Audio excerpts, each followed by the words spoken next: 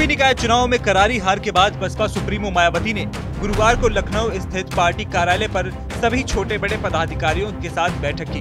उन्होंने कहा कि वोट हमारा राज तुम्हारा नहीं चलेगा का अभियान गांव-गांव तेजी के साथ चलाया जाए।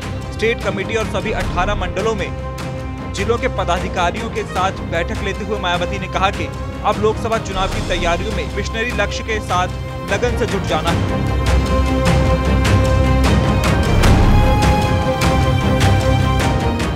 भाजपा पर हमला बोलते हुए मायावती ने कहा कि यूपी की सत्ताधारी पार्टी की जन विरोधी नीतियों, गलत कार्यकलापों की वजह से चुनाव पर प्रभाव कम होने के उद्देश्य सरकारी मिशनरी दुरुपयोग कर दमनकारी व्यवहार अति गंभीर और चिंताजनक है।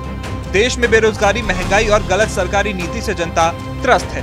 बसपा प्रमुख ने सभी कार्यकर्ताओं और पदाधिकारियों को सत्ताधारी बीजेपी के दांव और वास्तविकता से अलग हटकर किए जा रहे कार्यों की पोल खोलने का निर्देश दिए हैं।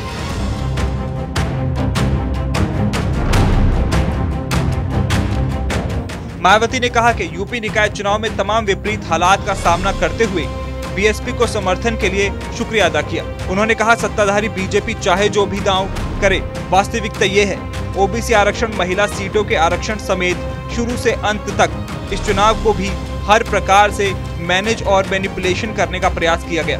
बीएसपी दूसरी पार्टियों की तरह बड़े बड़े उद्योग और पूंजीपति और धन्ना सेठों के इशारे पर काम नहीं करती है। वहीं मायावती ने कहा कि मेयर का चुनाव भी यदि ईवीएम की जगह बैलेट पेपर से होते तो परिणाम कुछ और होते।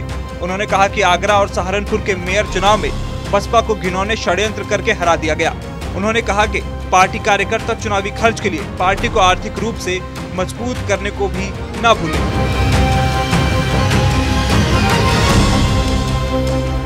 इतना ही नहीं, मायावती ने कहा कि चुनाव आयोग से खासकर सरकारी मशीनरी के दुरुपयोग को संविधान और कानून के खिलाफ धर्म की राजनीति में बढ़ते प्रभाव पर प्रभावी अंकुश लगाने की अपील की।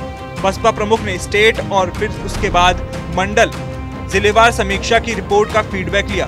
बसपा प्रमुख ने स्टेट और फिर उसके बाद मंडल और जिलेवार समीक्षा रिपोर्ट की फीडबैक ली। उन्होंने कार्यकर्ताओं से यूपी को गरीब और पिछड़ा राज्य को बचाने के लिए बीजेपी मुक्त बनाने का संकल्प दिलाया।